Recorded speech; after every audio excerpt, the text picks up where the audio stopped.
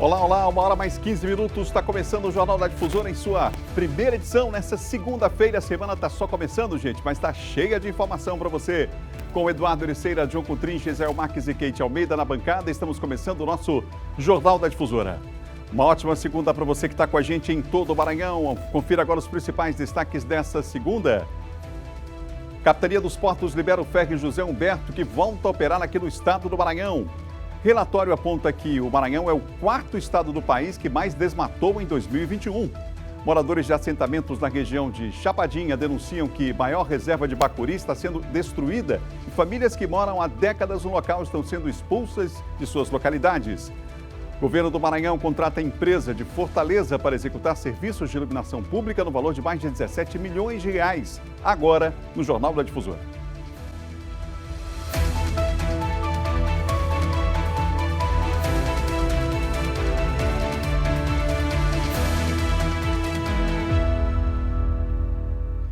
Que bom saber que você está com a gente, o Maranhão inteiro de audiência ligado aqui no Jornal da Difusora, hein? Estamos começando nessa segunda-feira o Jornal da Difusora e você vai participando com a gente, mandando sua mensagem para o nosso WhatsApp, que é o 989-9196-8622. Esse é o telefone na tela para você participar, dando a sua opinião aí, dizendo para a gente qual a cidade que você está, né? Qual o bairro que você se encontra aqui em São Luís e a cidade do Maranhão que você acompanha o nosso Jornal da Difusora, tá bom? Manda mensagem para nós, daqui a pouquinho a gente vai com prazer registrar a sua audiência. Vamos começar a semana em Brasília? Vamos para a capital federal? Raniele Veloso, sempre bem informada, traz as informações direto de Brasília para nós. Primeiro, Raniele, boa tarde. O presidente Bolsonaro tem um encontro com embaixadores sobre as eleições, Raniele? Boa tarde, Adalberto Melo. Boa tarde a todos que nos acompanham ao vivo, direto de Brasília. Esse encontro está marcado para as 4 horas da tarde de hoje, aqui na capital do país. Cerca de 40 embaixadores foram convidados. Até o momento, pelo menos 5 embaixadores marcaram presença, confirmaram, inclusive, o dos Estados Unidos. O presidente ele repete uma reunião que foi feita já em maio com o presidente do Tribunal Superior Eleitoral, Edson Fachin, com os embaixadores. Mas dessa vez, diferente de Fachin, que tentou mostrar ali a lisura das urnas eletrônicas e a segurança do processo eleitoral brasileiro, Bolsonaro, em uma apresentação de PowerPoint, deve apresentar indícios de fraude nas eleições de 2014 e 2018. Apesar de que várias vezes o presidente já ter levantado essa hipótese, ele nunca apresentou nenhuma prova de que realmente essas eleições teriam sido fraudadas. O certo é que outros ministros do governo também vão participar, como da Defesa, que tem representantes ali das Forças Armadas na comissão das eleições do TSE. Paulo Sérgio Nogueira, que já veio, inclusive, também aqui ao Congresso defender uma impressão de votos como espécie de comprovante. Além disso, o ministro da Casa Civil, Ciro Nogueira, também me confirmou que vai participar deste encontro. Adalberto. Raniele, agora há uma disputa aí, a gente percebeu no final de semana, desde aquela decisão da juíza, né, que repercutiu na semana passada, sobre Lula e Bolsonaro disputando e duelando sobre o uso da bandeira do Brasil. Esse duelo continua? Esse duelo continua e deve seguir pelos próximos meses, até quando for oficializado o período de campanha, de fato, a partir do dia 16 de agosto. Bom, o Tribunal Regional Eleitoral do Rio Grande do Sul disse que o uso da bandeira do Brasil não é proibido durante esse período eleitoral, porque não é associado a nenhum partido, governo ou ideologia e, portanto, está liberado. E a gente vê também o ministro da Casa Civil, Ciro Nogueira, indo às redes sociais. Nós temos, inclusive, ali um post dele falando que quer dizer, abre aspas, quer dizer que se no TRE do Rio Grande do Sul não tivesse julgado que o uso da bandeira nacional não é propaganda política, teríamos de demolir o mastro da esplanada? Democracia, sim.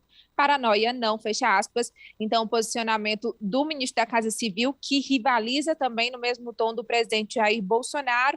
E temos também aí um folder da convenção do presidente Jair Bolsonaro, convocando para o dia 24 os seus apoiadores no Maracanãzinho, quando vai ser ali apresentada sua pré-candidatura neste momento, né? A gente ainda fala de pré-candidatura, que ele pede que os apoiadores sigam, né, ele e possam ir vestidos de verde e amarelo. O filho dele, o senador Flávio Bolsonaro, também foi às redes sociais vestido com a camisa da seleção brasileira, pedindo que eles fossem a caráter. O ex-presidente Lula, que é o principal opositor de Bolsonaro, ele também tem adotado essa postura. E a gente conseguiu resgatar aí algumas imagens do presidente, inclusive na semana passada, aqui em Brasília, em que ele ergueu a bandeira do Brasil durante o seu discurso. Em vários encontros, Lula, inclusive, tem tentado ali executar o hino nacional antes das reuniões, antes dos discursos. Inclusive, apesar de ter criticado não, ele expôs o posicionamento dele no mês passado, dizendo que o PT, Partido dos Trabalhadores, chegava até a vaiar o hino nacional e a bandeira do Brasil. Ele tem adotado essa mudança de postura na tentativa ali também de conquistar esses eleitores conservadores. Adalberto. Obrigado, Raniele. Até amanhã.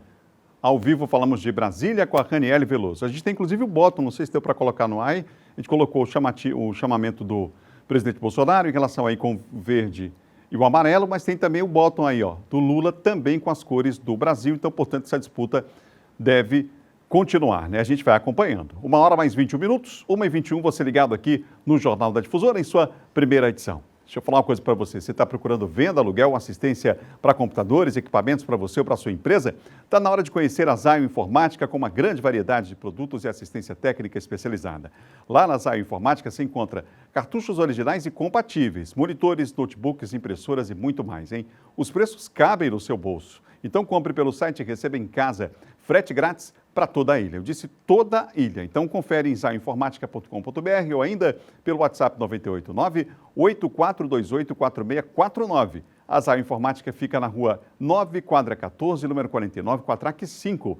Zayo Informática, a inovação da informática na sua cidade. 1h mais 22 minutos, 1h22, nós vamos começar a girar com os nossos comentaristas, com os principais assuntos aqui da nossa política local. Claro que daqui a pouquinho a gente vai falar também sobre assuntos da política nacional, mas a gente começa hoje com a notícia de agora, pela manhã em especial, assim, a repercussão, né, sobre a liberação do ferry José Humberto, que volta a operar, portanto, na travessia depois daquela suspensão que a gente anunciou aqui também no Jornal da Difusora. Boa tarde, Kate Almeida. Boa tarde, Adalberto. Boa tarde aos meus colegas, Gisael, João Coutrinho, Eduardo Ericeira, você que acompanha a gente pela TV e pelo rádio, que a sua semana seja abençoada e que a gente tenha, né, todos nós, muita esperança por dias melhores. Adalberto falava ainda há pouco aí sobre mais uma polêmica aí envolvendo esses presidenciáveis. Eu queria essa disputa, era para ver o povo melhor, né, e ter melhores condições nesse nosso país. Mas vamos aqui falar do nosso Maranhão, que a situação é complicada, né? Mais uma página aí sendo escrita, portanto, a partir desta semana, relacionada ao velho José Humberto. Para você que acompanha a gente, que já está cansado de estar ouvindo essa história, pois é, agora a gente começa a semana com uma nova evidência aí. É que lá no finalzinho da semana passada, lá na quinta-feira, aconteceu uma reunião, né, envolvendo aí diversos atores deste cenário. E aí eu destaco aqui a Capitania dos Portos, que é quem faz a liberação da embarcação. Também destaco aqui o Ministério Público, a própria doutora Lítia Cavalcante também esteve nessa reunião. Acho que a gente tem essa imagem para mostrar, inclusive em primeira mão. Queria aqui dar o crédito ao Marrapá, o Leandro Miranda, que saiu com a informação e com a imagem, inclusive. É a foto da reunião, né? A foto da reunião, queria até colocar tá com o probleminha técnico lá, já a gente vai já a gente vai destacar. Mas nessa imagem que daqui a pouquinho a gente mostra para você que acompanha a gente na TV e no rádio, tá lá destacadamente os atores, né, que precisam efetivamente participar dessas decisões e que são decisões seríssimas, que envolvem a segurança, né, de quem precisa todos os dias fazer esse ir e vir aí, utilizando o serviço aquaviário. Já a gente vai colocar isso que está aparecendo na tela, não é isso ainda, tá, Thiago? É a foto da reunião, Vamos colocar a foto da reunião, porque aí a gente começa destacando aqui as pessoas que estavam nesta reunião. Que também a gente traz aqui, pronto, está ali a imagem, mostrando aí as pessoas que estavam, né, as nossas autoridades que estavam participando dessa reunião. Aconteceu na quinta-feira. E aí essa reunião ela foi deliberada para o retorno do José Humberto para voltar, né, a fazer essas idas e vindas. A imprensa não teve acesso a imprensa não teve, dessa reunião. Não teve acesso à informação, não foi divulgada, foi a portas fechadas, obviamente.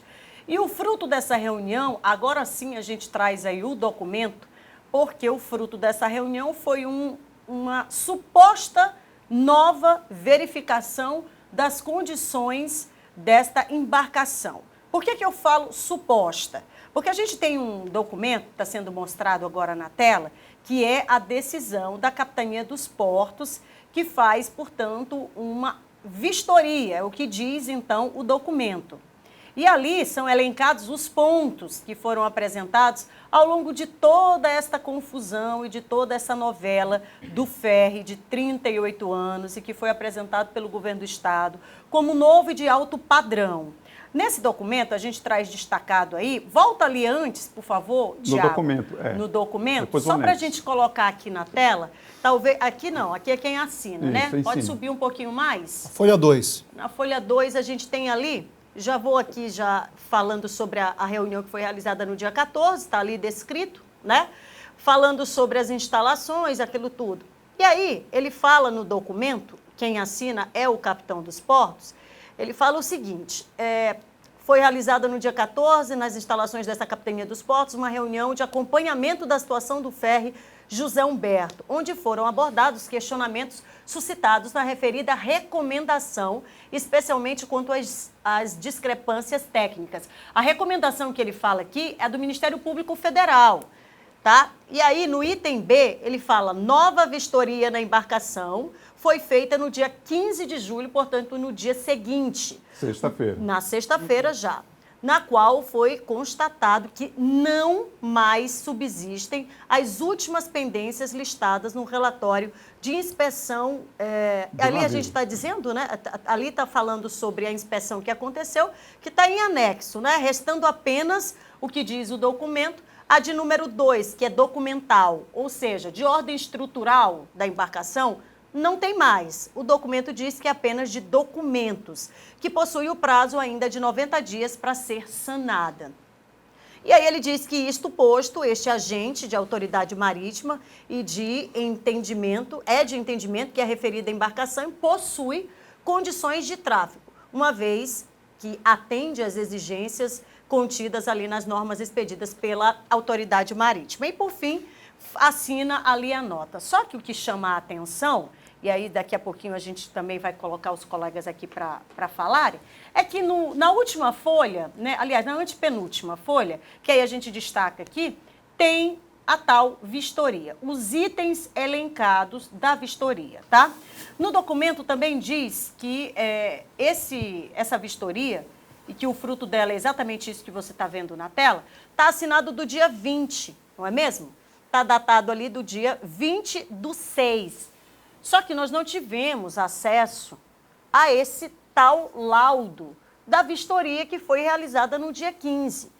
O único laudo que nós temos que foi divulgado é exatamente esse, que elenca, portanto, 16 itens, dos quais, numa rápida leitura, você observa que 11 têm pendências.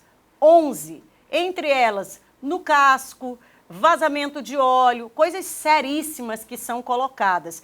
E na última folha, portanto, vamos colocar a última folha, não, antes dessa. O técnico que assina, vamos colocar aqui, né? Um pouquinho antes. Vamos lá, Thiago? Vai dar certo. Pronto. Aqui, o técnico Eduardo Clause. É isso? Clause. Ele inspetor naval. Ele diz o seguinte: esta inspeção não foi completa e as deficiências listadas podem não ser exaustivas. E é recomendado que uma nova inspeção completa seja realizada pela organização reconhecida e que todos os itens, né, que são intitulados como AS, sejam, portanto, verificados e retificados. E que seja feita uma solicitação para reinspeção após a correção desses itens. Muito bem, essa decisão, portanto, você que acompanha a gente na TV e no rádio, é para quê? É para que a embarcação que a gente tanto vem colocando de forma séria aqui, para você que acompanha, ela seja recolocada para fazer esse transporte aquaviário São Luís-Cujupe. Essa mesma embarcação que apresentou problema, tá? É bom que se diga, apresentou problema em 7 dias. E inclusive o Ministério Público está de posse, né, dessa documentação que foi feita por vídeo, por foto. O fato é que o capitão dos portos assina, portanto, esta liberação com todos esses questionamentos que a gente tenta levantar aqui, mas ainda assim está liberada para fazer o percurso São Luís-Cujupe. Gisele, boa tarde. Boa tarde, colegas. Boa tarde, pessoal que está em casa assistindo a gente. Olha, o que me chama a atenção é que nós temos essa vistoria anexada, que foi feita no dia 20. Entretanto, no dia 28, a embarcação foi liberada e, nesse mesmo dia, houve uma nova vistoria. É informado, inclusive, pelo Ministério Público Federal de que havia 24 itens que geravam insegurança grave, né?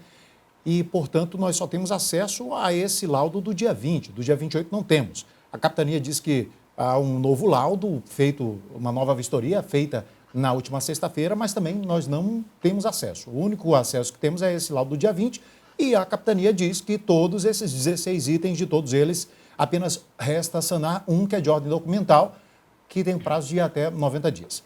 Mas daí, o que se tira disso? Se no dia 28 foi dada a liberação pela Capitania dos Portos, mesmo com 24 irregularidades graves apontadas pelo Ministério Público Federal, e agora, depois que houve a suspensão do ferry, é feita uma nova vistoria e eles estão admitindo que agora, sanaram as irregularidades constadas na vistoria do dia 20, significa dizer que, tacitamente, a Capitania dos Portos, ou quem quer que seja que tenha autorizado a navegação do ferry, o fez de forma irresponsável. Porque se só foram sanadas agora essas irregularidades, significa que durante os 8 dias que o ferry foi liberado e estava navegando antes de ser suspenso pela recomendação do Ministério Público, significa que colocou a vida das pessoas durante esses 8 dias em risco. Porque, olha só, o laudo aponta buraco no casco do lado direito, aponta vazamento no motor do lado esquerdo, aponta vazamento de combustível na linha de combustível,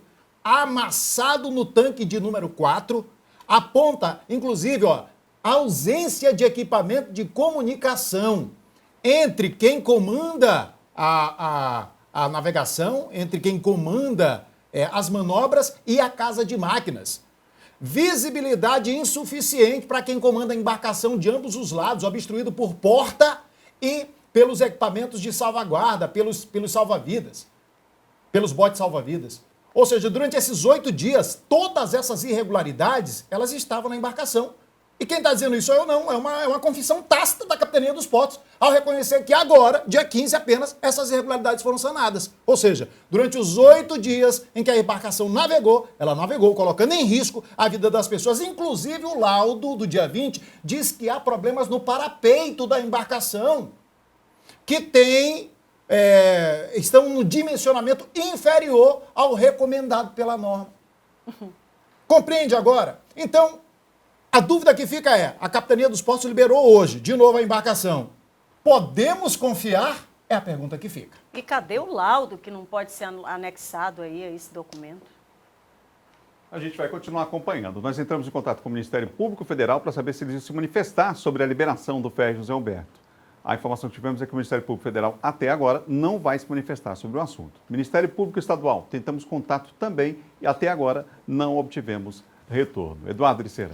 Adalberto, boa tarde a você, a Kate, ao Geisel, ao John. A Kate e o Geisel já resumiram muito bem, mas eu só queria repassar aqui 2 detalhes importantes. Em relação à questão da reunião e da vistoria, foi informado, a gente trouxe aqui, pela promotora Lítia Cavalcante, que inclusive confirmou que não iria participar. Já tinha dado o parecer dela, apontado aí as irregularidades por conta dos laudos. Foi convidada a participar dessa reunião que a Kate trouxe aqui e mostrou, e também dessa vistoria que foi feita logo no dia seguinte, mas disse que não iria participar, que já tudo estava anexado em laudo, já tinha repassado todas as irregularidades identificadas e que não iria mais participar, tanto da reunião quanto da vistoria. Em relação a essa questão da liberação, eu só chamo a atenção para o seguinte, a gente já comentou aqui em outras situações, em outros programas aqui no Jornal da Difusora, primeira edição, a gente só quer segurança para as pessoas. E a gente faz essa reivindicação por conta das pessoas, as milhares de vidas que são transportadas, principalmente os baixadeiros, né, como são chamados, pessoas que moram na região da Baixada Maranhense, que são transportadas todos os dias. Pode ser embarcação José Humberto, pode ser qualquer outra embarcação, alguma que já estava aí, que está em reforma, ou qualquer outra embarcação que seja trazida para cá para resolver essa situação do transporte aquaviário. É a nossa voz que ecoa para as pessoas que precisam desse transporte que é tão essencial. Elas só pedem segurança, comodidade também, claro, que é super importante, mas fundamentalmente segurança, porque a gente está falando aí de milhares de vidas e vários problemas que foram trazidos agora pelo Geisel. As pessoas só querem segurança e que não aconteça. Tem muita gente se responsabilizando aí, inclusive com assinatura, com a liberação desse transporte aquaviário. A gente torce, claro, ora para que não aconteça nenhum tipo de problema, porque tem muita gente se responsabilizando com a liberação dessa embarcação. 1h mais 35 minutos, 1h35, vamos em frente aqui com o Jornal da Difusora. Infelizmente, o Maranhão é o quarto estado do país que mais desmatou em 2021. O estado integra o Matopiba, responsável por 23,6% do desmatamento no Brasil e 72,5% do desmatamento do Cerrado. Os dados são do MAP Biomas Brasil, que é uma iniciativa multi-institucional envolvendo aí universidades, ONGs e empresas de tecnologia. É uma instituição séria, reconhecida, já vem fazendo um trabalho há muitos anos de pesquisa, de levantamento. E o mais grave é que o desmatamento no passado, em relação, né, ao ano passado, 2020, 2021, o aumento foi 20% maior. Houve também um crescimento em todos os biomas, o desmatamento em todos os biomas. Aí está na tela para quem está com a gente na TV. Em primeiro lugar, o Pará, segundo o Amazonas, terceiro, Mato Grosso, e o Maranhão aparece ali em quarto lugar. Juntos, os 5 estados, incluindo mais a Bahia, respondem por 55%, ou seja, mais da metade do desmatamento no Brasil. É uma situação gravíssima, muito séria realmente. Eduardo Ericeira, a gente tem inclusive denúncias de que lá em Chapadinha está acontecendo também um desmatamento, não é isso, Ericeira? Pois é, essa denúncia foi feita ontem, Adalberto, no início da tarde, por volta ali de 1h30 da tarde mais ou menos. O advogado Diogo Cabral, que milita muito nessa área de direitos humanos, enfim, ele denunciante, verifica essa situação, é militante nessa área inclusive, ele denunciou, está aí o Twitter que ele fez, o advogado Diogo Cabral, que alegando que o governo do estado, através da Secretaria de Meio Ambiente, autorizou a destruição de uma das últimas florestas de Bacuri, e isso aí, claro, é de se lamentar, né? Uma das últimas florestas de Bacuri na região de Chapadinha, aqui no interior do estado. Nesse momento, o Twitter, como eu disse, foi no início da tarde de ontem, no início da tarde deste domingo, ontem.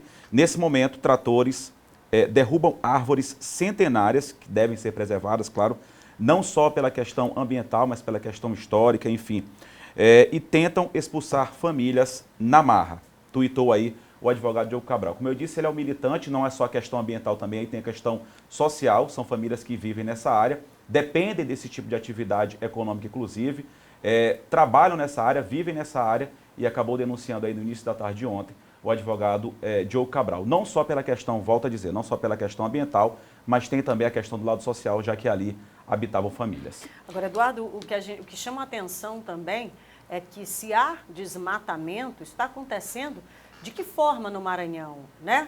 Porque eu, diversas vezes, pessoalmente, já recebi diversas denúncias acerca desse mesmo assunto, inclusive dando conta aí de comunidades, né? Áreas quilombolas, áreas de famílias, né, do campo, e todas essas regiões tendo o mesmo tratamento de desmatamento. Aí o questionamento que fica é: quem está liberando essas áreas? A liberação e a fiscalização com relação a isso? Quanto à liberação, Kate, a gente teve acesso aqui a um documento, a gente vai mostrar agora, que é o documento de liberação dessa área que o Eduardo Ericeira falou. Nós vamos mostrar agora uma licença ambiental que, segundo os familiares lá, os advogados, os militantes dessa causa do meio ambiente também, dizem, esse documento aí estaria desconhecendo a existência de vegetação nativa lá na região. Já existem diversos assentamentos, por exemplo, do INCRA no local. Há a reserva de 20 mil hectares, por exemplo, para a produção de bacuri, ela foi reduzida hoje a menos da metade, né? Então, menos da metade desse espaço aí se cultiva o bacuri. Mesmo assim, a produção anual, segundo me informaram hoje pela manhã, é de 110 mil quilos do fruto aqui no estado por conta do extrativismo nessa região. Ou seja, uma região muito rica, visada também, e aí está a licença que, segundo essa denúncia que a gente recebeu, não considera essa produção, não considera, portanto, a existência dessa produção lá no local.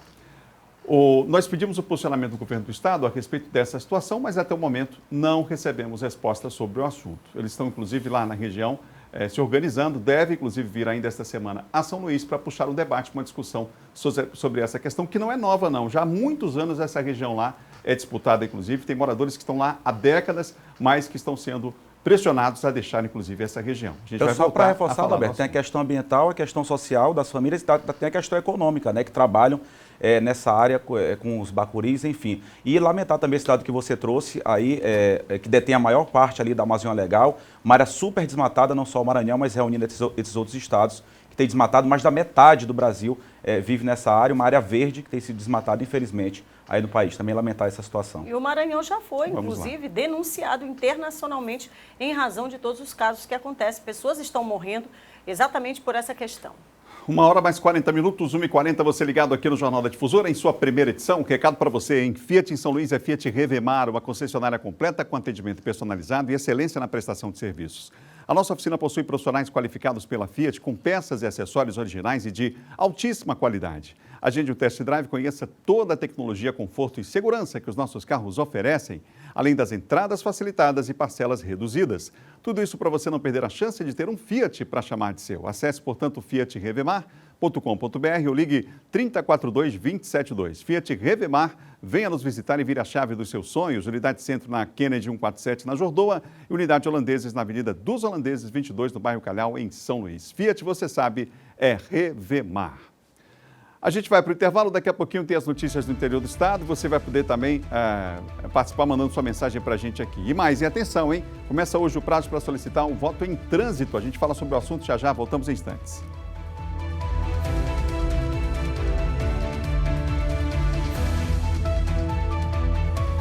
Muito bem, já voltamos, 1h mais 45 minutos na bancada. Eduardo Ericeira, Kate Almeida, John Coutrin e Gisele Marques com o Jornal da Difusora em sua primeira edição. Obrigado pela audiência, você no rádio aí do Maranhão inteiro de audiência, é muita gente, viu? Muita gente ligado na Rádio Difusora FM, o Maranhão inteiro de audiência com a gente aqui no Jornal da Difusora, viu?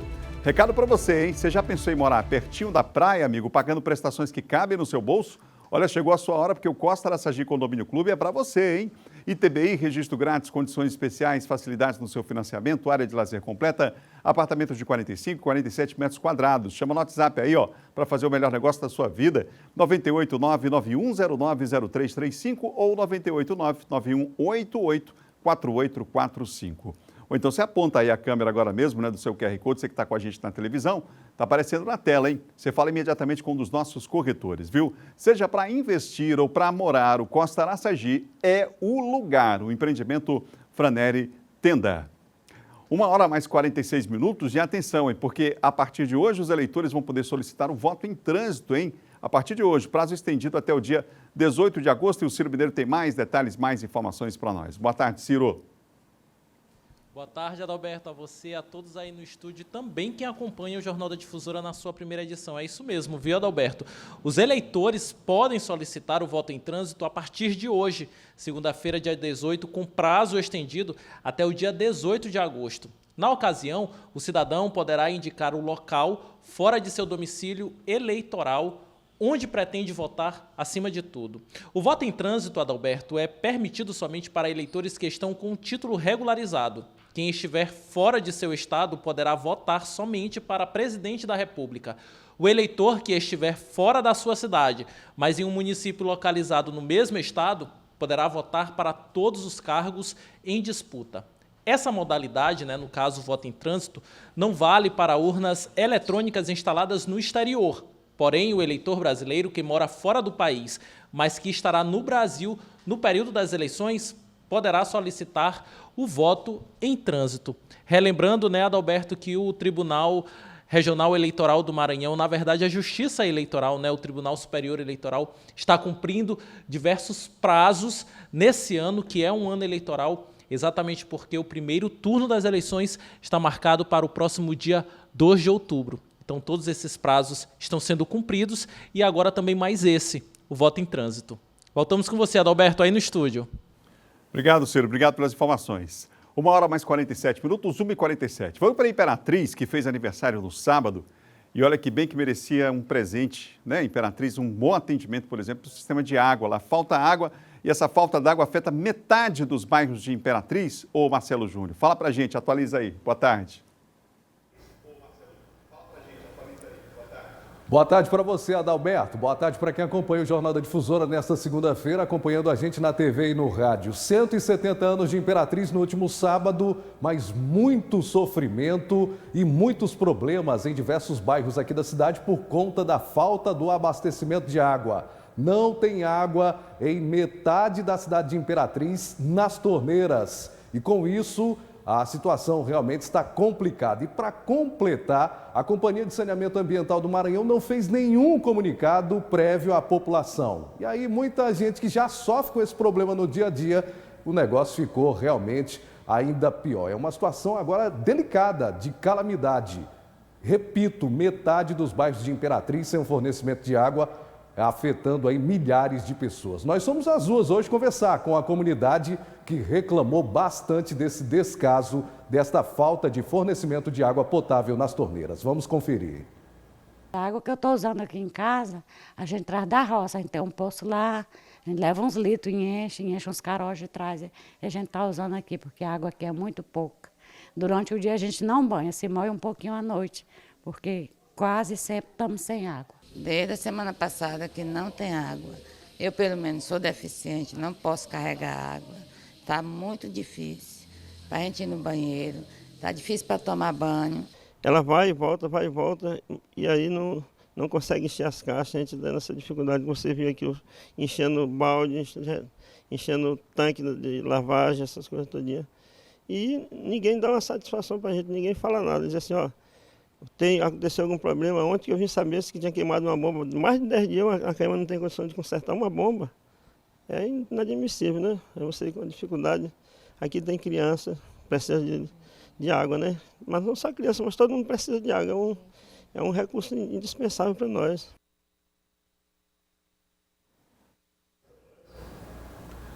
Como disse esse morador do bairro Vila Lobão, dos mais afetados com essa falta de água, ninguém fez uma comunicação prévia, a CAEMA não informou a comunidade a respeito desse problema. E hoje, segunda-feira, a falta de água ainda afetando mais gente. Por meio de nota, a Companhia de Saneamento Ambiental informou que está passando por uma manutenção corretiva ao sistema de abastecimento de água aqui na cidade. Também está sendo feita a ampliação em componentes da capacitação. Por conta disso, algumas regiões estão tendo oscilação no abastecimento e a previsão é que somente amanhã isso seja corrigido e gradualmente a água volte às torneiras. Uma situação realmente problemática aqui para onde a gente se vira, é muita gente com lata d'água na cabeça, infelizmente. Volto com você, Adalberto Melo. Obrigado, Marcelo. Obrigado pelas informações. Imperatriz com a gente ao vivo aqui no Jornal da Difusora em sua primeira edição. Vamos juntos, daqui a pouquinho Imperatriz e Caxias vão ter a edição local do Jornal da Difusora, mas a gente vai tocando o barco aqui com os nossos comentaristas. Kate Almeida, infelizmente, né, a gente semana passada falava aqui sobre o estado gravíssimo de saúde do prefeito de Alcântara, aliás, prefeito de umas 3 cidades aqui no estado do Maranhão, né, pelo menos. Exatamente. E, lamentavelmente, a situação realmente era, como foi dito na sexta-feira, extremamente grave. Ele acabou não resistindo, Kate? Infelizmente, inclusive, a gente estende aqui a nossa solidariedade à família, né? Que é um momento difícil, mas nós saímos, então, com essa notícia em primeira mão aqui. E já na sexta-feira, no fim do dia, tivemos, então, essa informação, né? E aí, foi realizado, naturalmente, o prefeito, né, que era padre William, foi realizado, portanto, uma missa, né, chamada Corpo Presente. E aí diversas autoridades estiveram nessa missa, porque o padre, logo depois que teve a parada cardíaca, ele foi trazido para cá, para São Luís, né, para receber cuidados, né, melhorados e tudo mais. Bom, de posse dessa informação, eu queria que colocasse aí na tela, porque nesse momento da missa, né, que foi realizada, as autoridades estavam aqui e a gente sabe que é um momento de pesar, né, um momento de muita consternação, e sobretudo para a família, né, que está tentando assimilar aquele momento ali. E numa das imagens que foram registradas, aparece o governador Carlos Brandão, juntamente aí com a ex-governadora Rosiana Sarney e o vice-prefeito, né, o Nivaldo Araújo, que é do PROS, fazendo pose. Na composição do quadro, a gente percebe que o único que parece entender ali aquele momento é o Nivaldo, né, que faz ali um sinal, mas ninguém consegue compreender o motivo do sorriso, tanto do governador Carlos Brandão quanto da ex-governadora Rosiana Sarney. Afinal de contas, ali era uma missa de corpo presente, né? Ali já estava o corpo do padre sendo velado, então não é momento exatamente para esse tipo de pose, né? E nem, acho que, situação para nenhum tipo de cogitação política ou coisa parecida. O fato é que pegou muito mal, foi uma gafe horrorosa, né? Uma indelicadeza, no mínimo, e bastante comentada nas redes sociais, em razão aí do sorrisão estampado, né, do governador Carlos Brandão durante, então, essa missa. Agora assume, né, de forma definitiva o Nivaldo, então, o posto lá da Prefeitura, né, a gestão da Prefeitura de Alcântara. E, mais uma vez, claro, a gente coloca aqui a nossa solidariedade com relação à família. O joinha também não pegou muito bem, né? Podia deixar essa foto um joinha, né? Nada pegou bem, mas imagina você sorrir tendo, nesse mesmo ambiente, um corpo sendo velado. É complicado, né? Essa foto aí devia ser... Acho que foi bastante indelicado do trio, né? Essa convenção no dia 21 do MDB. Podia deixar essa foto para a convenção do MDB, não é? Era mais oportuno, mais né? oportuno essa foto para a convenção do MDB, que deve ocorrer aí dia 21, oficializando o apoio do MDB ao Brandão. Vai lembrar que o Padre William também foi prefeito de Guimarães e Santa Helena, viu, Radamés? Só vai deixar registrado. Antes de Alcântara, 3 municípios, né? Isso. A gente está em cima da hora, a gente vai já falar da convenção, inclusive, do MDB, porque tem o fator Lula, né? E o John vai trazer mais detalhes sobre isso, porque aí eu fui uma reunião com os caciques do partido e a gente vai saber da expectativa, como é que deve caminhar o MDB aqui no Estado também, se isso vai ter interferência aqui, claro, aqui no Estado, a decisão do Nacional, já. Agora, Imperatriz e Caxias vão seguir com a programação local.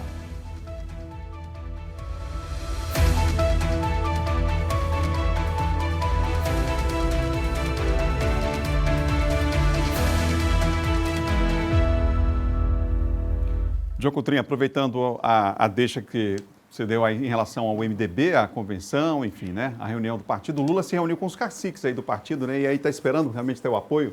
Adalberto, agora à tarde, né? O Lula deve se reunir com alguns caciques do MDB. Ele tem um bom relacionamento com alguns caciques aqui do Nordeste.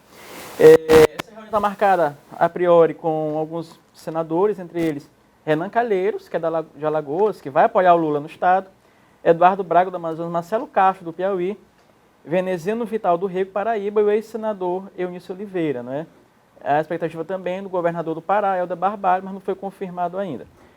O Lula quer o apoio, Adalberto, dos diretórios de alguns estados.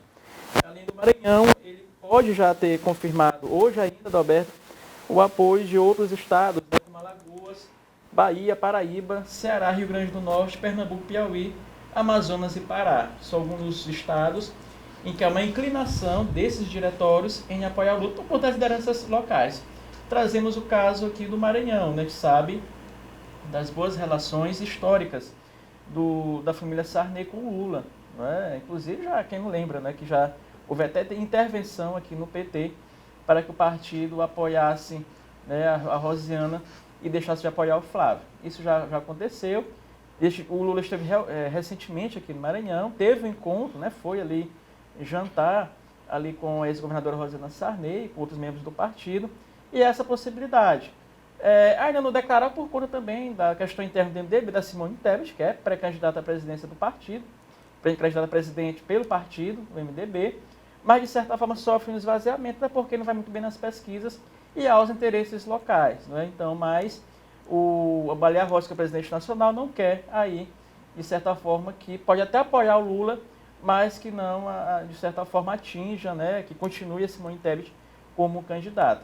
O certo é que o Lula trabalha também pelo apoio do PSD, aí no primeiro turno. O partido, segundo o caso, deve ficar neutro, mas o Lula está trabalhando pelo PSD e também mais o partido, já para fechar lá o primeiro turno, esse arco de alianças. Né? Mas o MDB é um partido ainda que tem tempo de televisão. O Lula quer aumentar o tempo de TV, quer o apoio do MDB, é um partido que tem ainda sua representatividade no Nordeste, muita força ainda no Nordeste. E aqui no Maranhão seria importante também ter o apoio aqui do MDB, ou seja, o Lula que é disputado, né, pelas várias frentes aqui no Maranhão, ter o apoio do Brandão, do Everton também, não é? Do MDB, do Grupo Sarney, seria muito importante para ele aqui no estado do Maranhão. Por falar no presidente Lula, por falar no PT, o Eduardo Ericeira, teve um torcedor que entrou no jogo do Sampaio com o Vasco com a bandeira do PT e aí gerou confusão? Adalberto, a gente vem conversando aqui sobre a questão da polarização, né? Essa polarização, esse fanatismo que tomou conta aí de todo o país. Vale lembrar que é uma manifestação, e aqui eu não estou dizendo que é porque é PT, porque é lulista, poderia ser uma bandeira do Bolsonaro, poderia ser uma bandeira do Ciro, enfim. A pessoa tem direito de se manifestar, é um direito dela em qualquer local público, desde que não seja de forma desrespeitosa, agressiva, como estava fazendo o torcedor. Eu obtive informação, Adalberto e colegas, o que é mais grave é que a pessoa que teria implicado por conta da presença dessa bandeira teria sido, a informação que eu tive, um policial militar, quando outros policiais militares interviram na situação e disseram que era livre a manifestação dele, como estava ocorrendo. Detalhe, o PT aqui no estado do Maranhão, apesar de estar um tanto rachado ainda, uma ala defende a pré-candidatura do senador Everton, a outra ala defende a pré-candidatura aí à reeleição do governador Carlos Brandão, que inclusive estava no estádio, acompanhado inclusive do secretário de Segurança Silvio Leite, eu tive essa informação, e de outros aliados, acabaram tendo que, enfim, passar por uma situação como essa, verificar uma situação como essa, ou de fato deve ter ficado sabendo, porque isso aconteceu no setor de cadeiras, que é onde as autoridades estavam. O fato é que o direito à manifestação, como eu disse, sem ser de forma agressiva, sem ser de forma desrespeitosa, é normal, ninguém pode pedir uma situação como essa. Mas chama a atenção essa questão do fanatismo, essa polarização, só vem atrapalhando cada vez mais um tumulto totalmente desnecessário.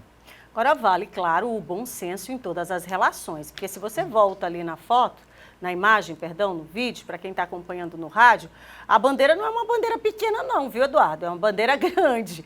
E quem vai para o estádio assistir jogo de futebol naquela tensão grandiosa que a gente já sabe como é, claro que ele não quer que nada esteja ali tapando a visão dele, né? E ali eu acho que cabe bom senso, aqui a discussão vai até mais além, né? Eu acho que é o bom senso também de não estar levando discussões partidárias, políticas partidárias para dentro do estádio, que já tem a confusão de si só a questão do futebol, né? Da disputa, da concorrência. Então vale sim um bom senso nessa questão. Agora esse jogo aí, viu? Esse jogo aí foi marcado por outros episódios também, viu?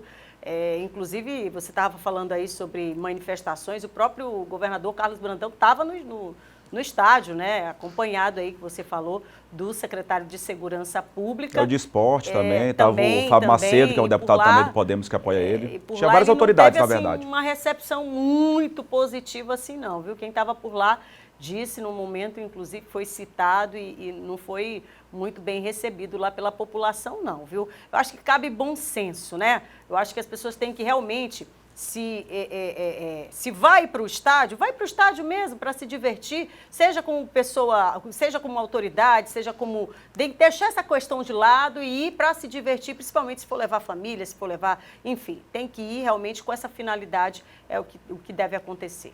Agora, engraçado foi que vários políticos foram a esse jogo, né? Vários políticos, várias muitas autoridades. E todos postaram, dizendo que é pé quente, né? Eu sou pé quente. Se tivesse perdido, ninguém tinha apostado claro nada. Que não. Porque o Sampaio ganhou bem, né? 3-1. Com certeza não. É a mesma linha, né? Pé quente, Diogo Coutrinho, você falou, eu lembrei aqui, teve um torcedor que foi com duas camisas. Uma do Sampaio e a outra do Vasco. Como o Sampaio estava perdendo, como o Vasco estava perdendo, ele tirou e botou a do Sampaio. Eu só lamento muito essas autoridades políticas e só quando é jogo grande, porque o Vasco é um grande clube. Quando é outro jogo do Sampaio, que tem que ter reconhecimento, ou Moto, enfim, o Juventude, que também tem disputado nacional, as autoridades também deveriam ir para investir no esporte, para saber o quanto é importante. Não ir só em jogo grande, para de repente querer aparecer quando vem Vasco, porque quando o ano vem é político, o Corinthians, Eduardo, o Flamengo. Então vai em outros jogos também. Vamos prestigiar o Moto, o Juventude, outros jogos do Sampaio, que é super importante também. Se o ano for político, a turma vai. Pois é. O presidente do Sampaio falou sobre isso, né? Desabafou, fez um desabafo, justamente. Vai até em jogo de várzea, podendo dizer. Peteca. 2 horas mais 2 minutos. Está chegando a Jéssica Lima, está entrando em campo com o Municípios em Foco. Vamos lá.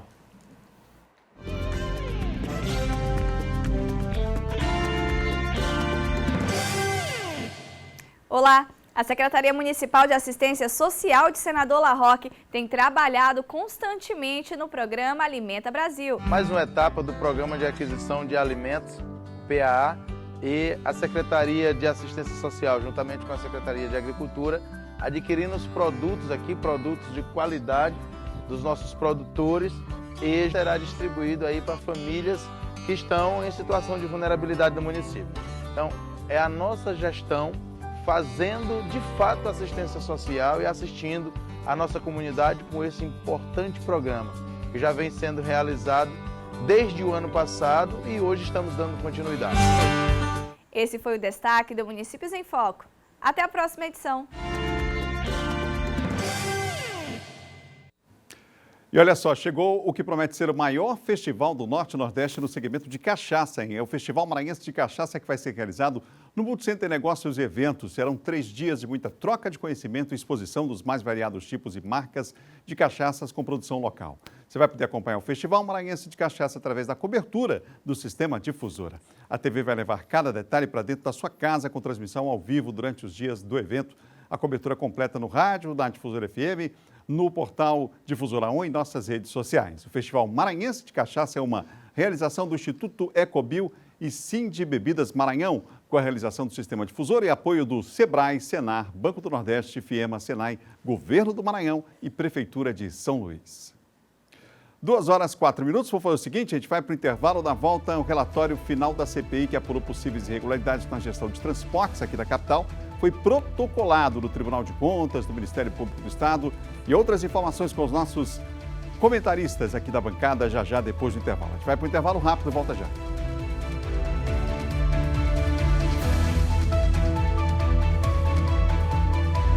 Já voltamos, 2h07 ao vivo para todo o estado com o Jornal da Difusora. Intervalo Difusora sempre dá um livro, dessa vez daria uma biografia de Eduardo Ericeira, nosso intervalo aqui. Histórias de bastidores, coisas que isso a Difusora não mostra, não é não? 2h08, vamos lá, gente. Olha, a BPSE atua no mercado há 7 anos, hein? Você sabia disso? Com gestão de RH, gestão empresarial, consultoria em qualidade, saúde e segurança do trabalho. É uma empresa especializada em recrutamento e seleção para diversas cidades do Maranhão, Pará e Piauí. Conheça um pouco mais da BPSE.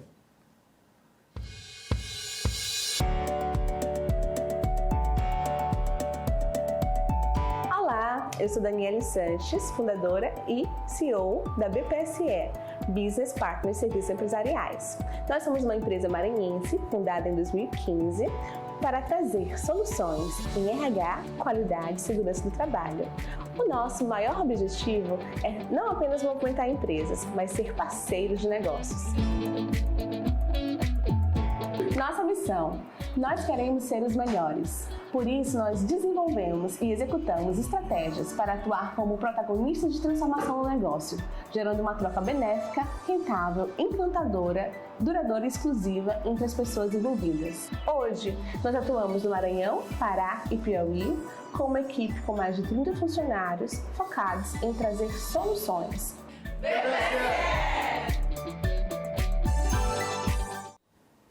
2h09, 2h09. Olha, o relatório final da CPI que apurou possíveis irregularidades na gestão do transporte público de São Luís foi protocolado no Tribunal de Contas do Estado e do Ministério Público Estadual. Esse foi um dos assuntos que repercutiu hoje na sessão da Câmara de São Luís, abrindo a semana.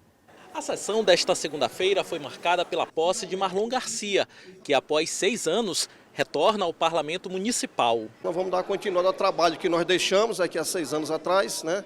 Vamos pegar os projetos que não foram votados naquela época, tentar aprovar agora durante esses 4 meses de permanência aqui nessa Casa Legislativa. Marlon Garcia assume a vaga do vereador Dr. Gutenberg Araújo, que acaba de se licenciar por 120 dias. O Marlon é uma pessoa extremamente capacitada, é uma grande liderança, sobretudo na região do bairro de Fátima. Eu tenho certeza que durante esse período ele vai apresentar grandes projetos em benefício da cidade e do nosso povo. E é claro também que essa minha ausência daqui também, eu vou me dedicar também apoiando, ajudando. Quem também assumiu desde a semana passada uma cadeira na Câmara de São Luís é a jornalista Regiane Braga, no lugar do vereador Tiago Freitas, que também está licenciado. Como vereadora de São Luís, a gente tem que também pensar no amplo, né, em todos, em como a gente pode chegar na cultura, na educação, no desenvolvimento.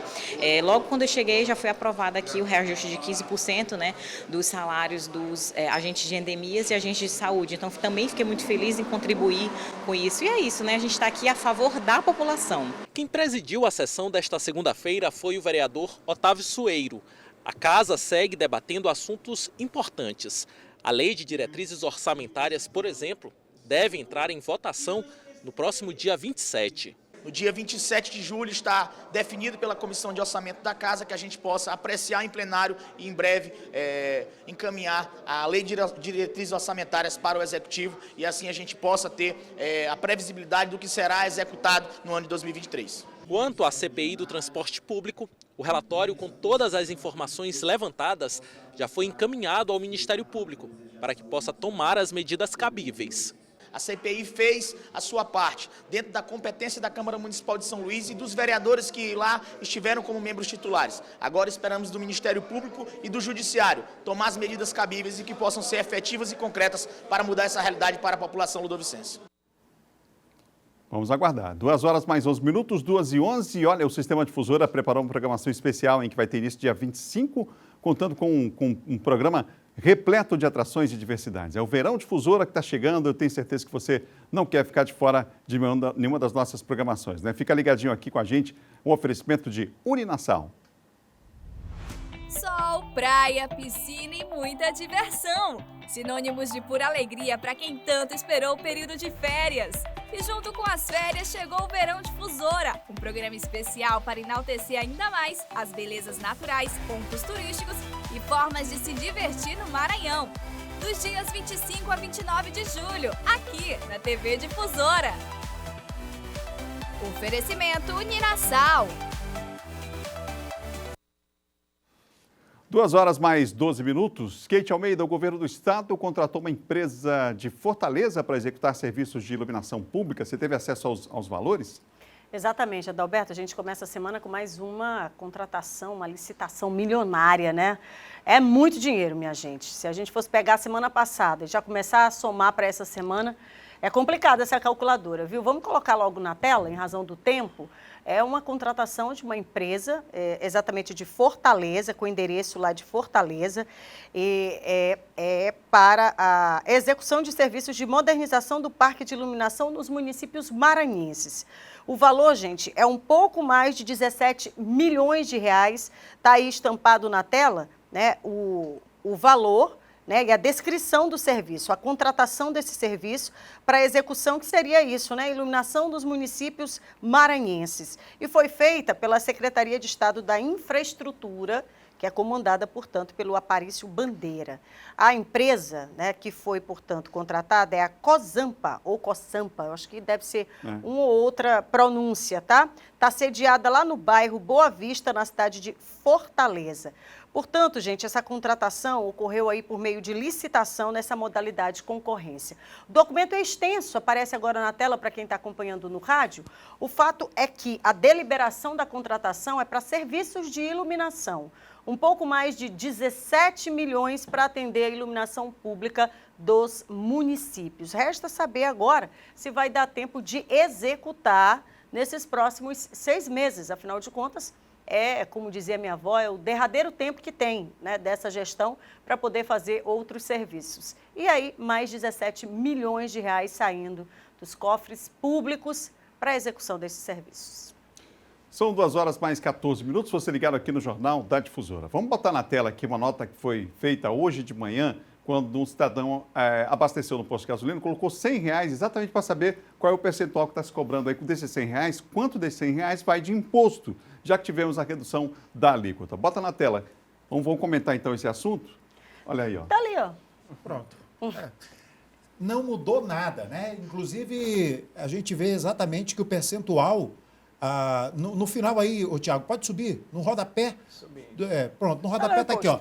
Tributos, R$ 31,10, sendo que tributo aproximado federal, 0, estadual, R$ 31,10 de R$100 e 0 tributo municipal, né? Então, portanto, não mudou ainda nada e o preço dos combustíveis continuam altíssimos, inclusive no interior do estado, onde eu estive neste final de semana, tem posto cobrando no diesel até R$ 8,28 e a gasolina acima de R$ 7,00. Não mudou ainda nada. Eu conversei com alguns donos de postos de combustíveis e me relataram que, no máximo, conseguiram um desconto na compra, já depois da aprovação do imposto, de 10 centavos no diesel. No máximo, né? Foi o que me relataram. Agora fica o questionamento, mais um, aliás, né? Quem é que vai fiscalizar? já que na semana passada, né, depois de muito custo, o governo do estado cedeu, né, e bateu o martelo aí nessa alíquota em 18%. Mas o PROCON é o ente fiscalizador, né? Tem que fiscalizar, porque não adianta diminuir e na ponta o cidadão não pagar por isso, né? Não ter isso. O que adianta o estado vai perder a arrecadação e daí isso não está sendo refletido, né, para a população?